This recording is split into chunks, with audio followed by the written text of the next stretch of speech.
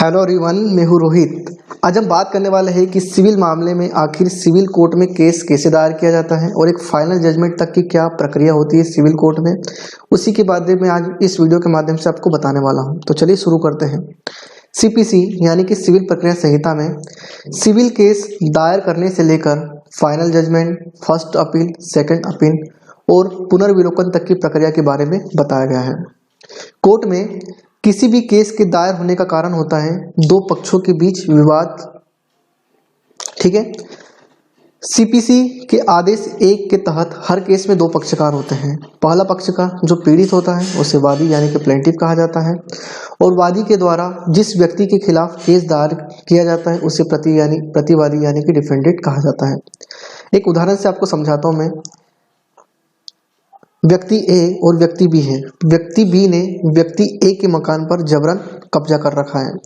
अब यहाँ पर जो व्यक्ति ए है वो होगा हमारा, क्योंकि वो व्यक्ति पीड़ित हो गया उसे हम प्लेंटिफ कहेंगे, और व्यक्ति जो बी है जिसने ए की मकान पर कब्जा कर रखा है बेजबरन का, उसे हम प्रतिवादी कहते हैं। तो इस प्रकार सिविल केस में दो पक्षकार होते हैं, एक वादी होता है और दूसरा होता है प्रतिवादी।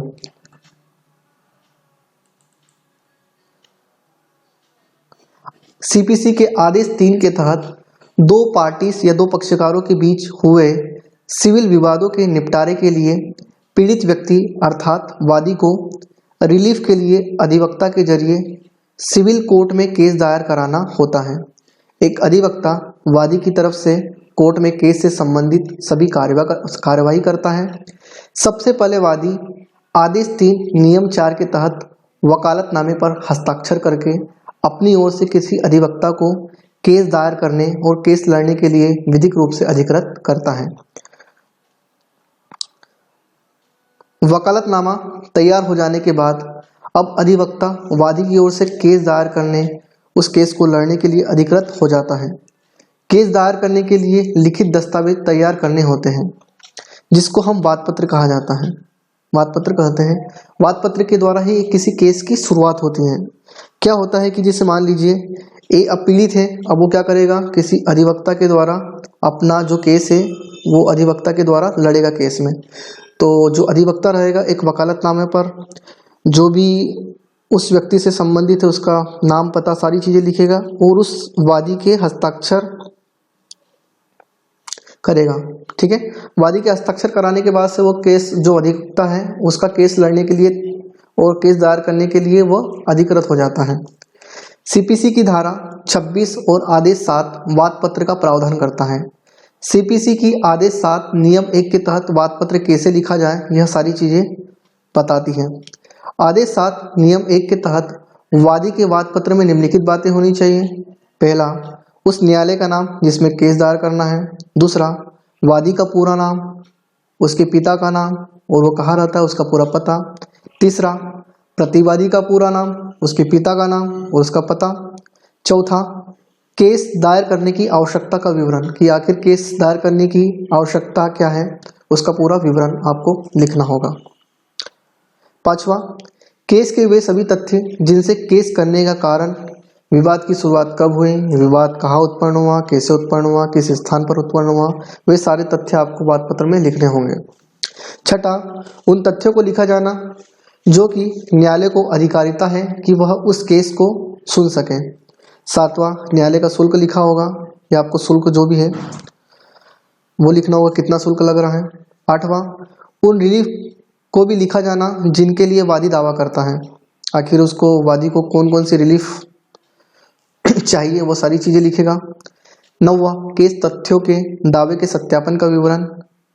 10वां, दिनांक। और 11वां, वादीगण के नाम, हस्ताक्षर और अंगूठे का निशान। इस प्रकार वादपत्र के जरिए कोर्ट में केस की शुरुआत होती है। वादी को वादपत्र के साथ आदेश 18 नियम 4 के तहत शपथ पत्र भी प्रस्तुत करना होता है, और ये जो शपथ पत्र है वादपत्र का समर्थन करता है कि जो वादी ने जो भी वादपत्र में जो जो जानकारी लिखी है वो सारी जानकारी बिल्कुल सही व सत्य है।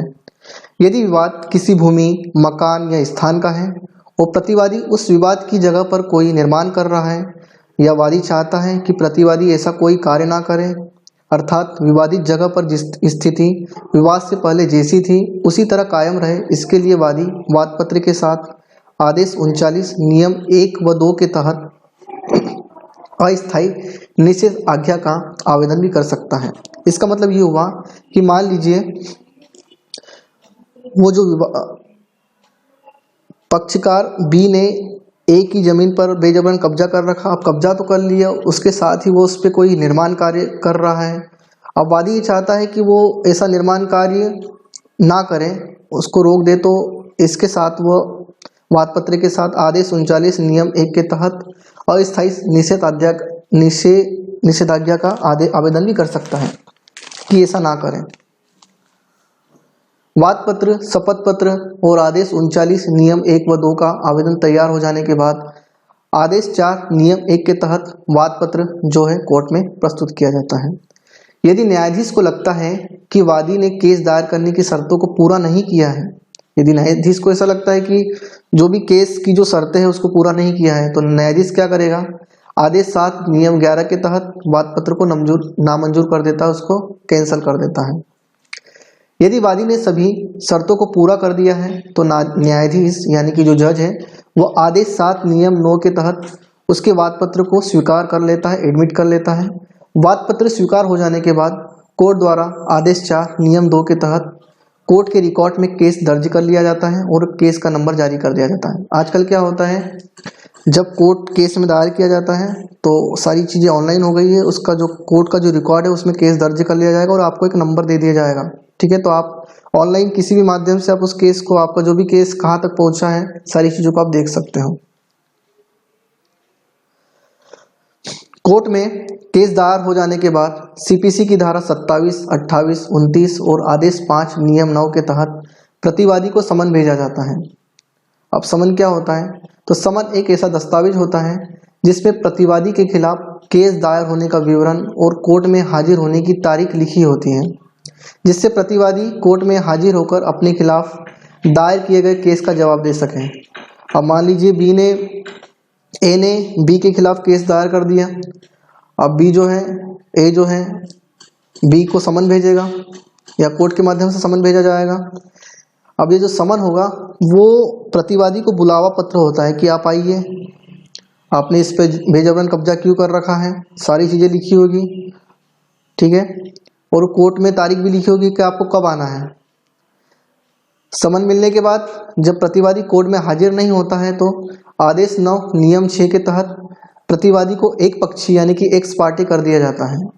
एक पक्षी का मतलब होता है कि यदि प्रतिवादी कोर्ट में उपस्थित नहीं होता है तो वहाँ सिर्फ वादी को ही सुना जाता है। अब मान लीजिए कि ए ने बी को समन भेजा या कोर्ट के माध्यम से बी के पास समन गया, वो नहीं आता है अपना पक्ष रखने के लिए, तो क्या होता है कि प्रतिवादी कोर्ट में उपस्थित नहीं होता है तो वहाँ से वादी को ही सुना जाएगा, तो प्रतिवादी को सुनने का जो अवसर होता है वो समाप्त कर दिया जाता है। लेकिन क्या होता है कि यदि प्रतिवादी न्यायाधीश को समन मिलने के बाद उपस्थित ना होने का उचित कारण बता देता है, जैसे कि परिवार में किसी की मृत्यु हो गई, वो हॉस्पिटल में एडमिट था, या फिर कोर्ट ने उसे जो समन भेजा था वो सही तरीके से उसे नहीं मिला, ऐसी सारी चीज़ें बता देता है, जिससे कि जो न्यायाधीश से जज है वो उसकी बात से संतुष्ट हो जाता है। तो फिर या कि उससे लगता है कि जो प्रतिवादी है वो सच बोल रहा है, तो न्यायाधीश जो है फिर आदेश 9 नियम 13 के तहत प्रतिवादी के विरुद्ध एक्स पक्षीय ऑर्डर को निरस्त कर देता है या कैंसिल कर देता है। एक्स पार्टी जो ऑर्डर कर दिया गया था उसको कैंसिल कर देगा और फिर प्रतिवादी केस में अपना पक्ष रख सकता है। लेकिन यदि समन मिलने के तुरंत बाद प्रतिवादी कोर्ट में उपस्थित हो जाता है तो फिर उसे वादी के वादपत्र का जवाब देना होगा। वादपत्र की एक कॉपी प्रतिवादी को भी दी जाती है जिससे वो वादी के वादपत्र का जवाब दे सके। अब प्रतिवादी भी अपना अधिवक्ता नियुक्त करता है। अब बीवी क्या करेगा, अपनी बात खुद तो रख नहीं पाएगा क्योंकि उसको कानून इतना पढ़ा लिखा नहीं होता है, तो क्या करेगा, अधिवक्ता को नियुक्त करेगा। और फिर आदेश 60 नियम 1 के तहत वादी जो है वादपत्र के जवाब देते हैं। प्रतिवादी द्वारा दिए गए जवाब को जवाब द्वारा या प्रतिदावा या वादोत्तर कहा जाता है। अब मान लीजिए वादी ने वादपत्र दिया, अब प्रतिवादी क्या करेगा, उसका जवाब देगा। उस जवाब को हम क्या कहते हैं, जवाब दावा कहते हैं, प्रतिदावा या फिर वादोत्तर हम कहते हैं। अब वादोत्तर एक ऐसा दस्तावेज होता है जिसमें प्रतिवादी अपना बचाव प्रस्तुत करता है। दूसरे शब्दों में हम यूं कहें तो वादी के द्वारा वाद पत्र में लिखी गई बातों का जो जवाब प्रतिवादी अपने बचाव में देता है, ऐसे जवाब को जवाब दावा, प्रतिदावा या वाद उत्तर कहा जाता है। वादी को 30 दिनों के अंदर या जो समय कोर्ट ने दिया है उसके भीतर अपना जवाब दावा पेश करना होता है। प्रतिवादी ने यदि अपने जवाब में वादी द्वारा लगाए गए आरोपों से इनकार नहीं किया है तो ऐसा समझा जाएगा कि प्रतिवादी ने आरोप स्वीकार कर लिया है। जब प्रतिवादी कोर्ट में अपना जवाब प्रस्तुत करता है उसके बाद कोर्ट वादी और प्रतिवादी को आदेश 13 नियम 1 व 2 के तहत केस से संबंधित जो भी महत्वपूर्ण डॉक्यूमेंट है उसको पेश करने का मौका देती है। वह अपने अपने दस्तावेजों को पेश करता है कि ए बोलता है कि ये मकान मेरा है, बी बोलता है कि नहीं मैंने बेजबरन कब्जा नहीं करा है, ये मकान मेरे देखो दस्तावेज है, मैं पेश कर रहा हूँ। जिन पर भरोसा उन्हें ये सारी जो दस्तावेज कोर्ट के सामने पेश करते हैं, जिन पर उन्हें भरोसा है कि वे अपने दस्तावेज उसके दावे को सिद्ध करने के लिए आवश्यक है। इन दस्तावेजों को कोर्ट के सामने अंतिम सुनवाई से पहले ही दाखिल करना होता है। जब दस्तावेज पेश किए जाते हैं और न्यायाधीश को लगता है कि दस्तावेज का केस से कोई संबंध नहीं है, मतलब उन्होंने वादी और प्रतिवादी ने जो दस्तावेज पेश किए अपने अपने जवाब में और न्यायाधीश को ऐसा लगता है कि ऐसे दस्तावेज का कोई संबंध नहीं है इस केस से, तो आदेश 13 नियम 3 के तहत न्यायाधीश ऐसे दस्तावेज को रिजेक्ट या नामंजूर भी कर देता है, कैंसिल भी कर देता है कि नहीं भैया ये केस से इनका कोई लेना देना नहीं है। वादी और प्रतिवादी के दस्तावेज प्राप्त हो जाने के बाद आता है इशूज का निर्धारण। न्यायाधीश या जज बारीकी से जांच कर दोनों पक्षों के बीच विवाद को आदेश 14 नियम 1 के तहत लिखित रूप से तय कर लेते हैं। जो भी विवाद है उनके बीच में उनको न्यायाधीश क्या करेगा, आदेश 14 नियम 1 के तहत लिखित रूप से तय कर लेते हैं। आसान भाषा में यदि हम कहें तो न्यायाधीश क्या करता है, वादी के वाद पत्र और प्रतिवादी के जवाब दावे को देखने के बाद मेन विवाद यानी असली झगड़े का क्या कारण है, क्या मुद्दा है, जो उसे अलग से नोट कर लेता है, जिसे कोर्ट की भाषा में इशूज कहते हैं। असल में कोर्ट यह देखता है कि आखिर तय क्या करना है हमें, अर्थात कोर्ट को किन किन बातों पर विचार करना है। इन्हीं इशूज के आधार पर आगे चलकर बहस और गवाहों से पूछताछ की जाती है।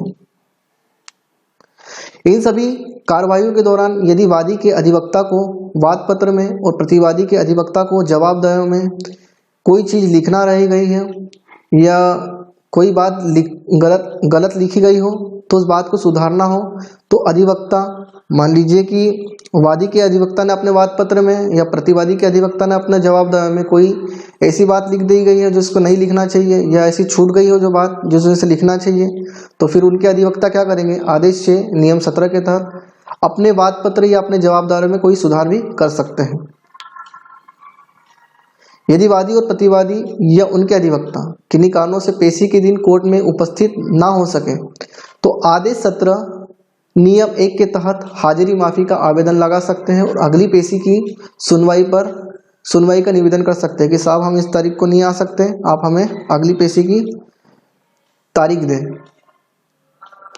इशूज का निर्धारण हो जाने के बाद कोर्ट दोनों पार्टीज को अपने गवाह पेश करने का मौका देती है। गवाह या साक्षी को कोर्ट में पेश करने से पहले जितने भी गवाह हैं उनकी सूची तैयार करके कोर्ट में पेश की जाती है, जिसमें सभी गवाहों के नाम, उनका पता क्या है, सारी चीज़ें लिखी हुई होती हैं। आदेश 16 नियम 1 अ के तहत कोर्ट इन साक्षियों व गवाहों को समन जारी करके या बगैर समन के गवाही देने के लिए एक तारीख निर्धारित करती है। यहाँ कोर्ट गवाही देने का मौका पहले वादी पक्ष को देता है कि भैया आपके साथ आप पीड़ित हो, आप आगे आ जाओ, जिसमें वादी एक एक करके अपने सभी गवाहों को कोर्ट में बुलाकर उनसे गवाही कराता है। वादी द्वारा प्रस्तुत किए गए किसी गवाह से प्रतिवादी के अधिवक्ता को जीरा यानी क्रॉस एग्जामिनेशन करने का मौका दिया जाता है। जब वादी द्वारा अपने सभी गवाहों को कोर्ट में पेश कर दिया जाता है तब कोर्ट प्रतिवादी को अपने गवाह पेश करने का मौका देती है। क्या होता है कि जब वादी ने अपने सभी जो गवाह हैं उनको कोर्ट में पेश कर दिया तो फिर क्या करेगी कोर्ट, प्रतिवादी के जितने भी गवाह हैं उनको पेश करने का उनको मौका देगी कि भाई आप आ जाओ, आपके जितने भी गवाह हैं। अब यहाँ पर भी जब प्रतिवादी अपने किसी गवाह को प्रस्तुत करता है तो वादी के अधिवक्ता को ऐसे गवाह से जीरा यानी कि क्रॉस एग्जामिनेशन करने का मौका भी देता है। अब प्रतिवादी के जितने भी गवाह हैं तो वादी के जो अधिवक्ता क्या करेगा, उनसे पूछेगा, क्रॉस एग्जामिनेशन करेगा। ठीक है। वादी और प्रतिवादी द्वारा प्रस्तुत आदेश 18 नियम 4 का शपथ पत्र ही उनका मुख्य परीक्षण कहलाता है। उनके अधिवक्ताओं को अलग से मुख्य परीक्षण नहीं करना पड़ता। विरोधी अधिवक्ता द्वारा गवाहों से जीरा यानी कि प्रति परीक्षण होती है। वह वाद पत्र, शपथ पत्र और केस से संबंधित दस्तावेजों के आधार पर ही होती है। जब दोनों पार्टीज के गवाहों के बयान कोर्ट में हो जाते हैं और कोई गवाह नहीं बचता है तो कोर्ट फिर क्या करेगा, केस की अंतिम सुनवाई के लिए एक तारीख निर्धारित करेगा। उस अंतिम तारीख को दोनों पक्षकार के साथ उनके अधिवक्ता को कोर्ट में केस की अंतिम सुनवाई के लिए हाजिर होना पड़ता है। अब कोर्ट क्या करेगी, अंतिम तारीख दे देगी दोनों पक्षकारों को, तो उनके अधिवक्ता को कोर्ट में फिर एक अंतिम सुनवाई के लिए फिर आना पड़ेगा कि भाई आप आओ, अंतिम सुनवाई आपकी होने वाली है। अंतिम सुनवाई के लिए तय की गई तारीख को न्यायालय के समक्ष दोनों पक्षकार के अधिवक्ता केस से संबंधित अपने अपने अंतिम तर्क, फाइनल आर्गुमेंट जज के सामने रखते हैं। जज दोनों पार्टीज के तर्कों को सुनकर तथ्यों पर विचार करते हैं। केस के तथ्यों के आधार पर जज अपना जो भी जजमेंट या जो निर्णय है ऑर्डर शीट पर लिखते हैं। जजमेंट सुनाने की एक तारीख निर्धारित की जाती है। उस दिन वादी और प्रतिवादी दोनों अपने अपने अधिवक्ताओं के साथ कोर्ट में उपस्थित होते हैं। अब क्या करेगा, जो जज है वो दोनों पक्षकारों के तर्कों को सुनेगा, उनके जो भी तर्क है उन पर विचार करता है, फिर अपना जो निर्णय होगा वो ऑर्डर शीट पर लिखते हैं। फिर उनको एक जजमेंट सुनाने की एक तारीख निर्धारित की जाएगी। फिर उस दिन क्या होगा कि वादी और प्रतिवादी जो है अपने अधिवक्ताओं के साथ कोर्ट में उपस्थित होंगे। इसके बाद जज या न्यायाधीश द्वारा सीपीसी की धारा 33 और आदेश 20 के तहत जजमेंट खुले न्यायालय में पढ़ के सुनाया जाएगा। अब यह निर्णय वादी या प्रतिवादी के पक्ष में या उसके विरुद्ध भी हो सकता है। अब मान लीजिए जज ने अपना निर्णय सुनाया, अब ये जो निर्णय है वादी के पक्ष में भी हो सकता है या वादी के विरुद्ध भी हो सकता है, या प्रतिवादी के पक्ष में हो सकता है या उसके विरुद्ध हो सकता है। जिस पक्ष के पक्ष में निर्णय सुनाया जाता है उस पक्ष को न्यायालय के द्वारा केस में किए गए निर्णय के आदेश की प्रमाणित प्रति दी जाती है, जिसमें न्यायालय की मुहर लगी होती है। वादी या प्रतिवादी यदि निर्णय से संतुष्ट नहीं है, मान लीजिए वादी बोलता है कि मेरे को ये मेरा मकान था, आपने इसको दे दिया, अब संतुष्ट नहीं है तो फिर क्या करेगा, या फिर प्रतिवादी संतुष्ट नहीं है तो वो क्या करेंगे, वो सीपीसी उन्हें ये मौका देती है या सीपीसी में से प्रावधान किए गए कि आप धारा 96, 97, 98 और आदेश 41 नियम 1 के तहत अपील भी कर सकते हैं। तो इस प्रकार हमने बात करी कि सिविल मामले में सिविल केस कैसे दायर किया जाता है और अंत में फाइनल जजमेंट तक की क्या प्रक्रिया होती है। यदि वीडियो अच्छा लगा हो तो वीडियो को आप लाइक कर सकते हो। मिलते हैं अगले वीडियो में। धन्यवाद।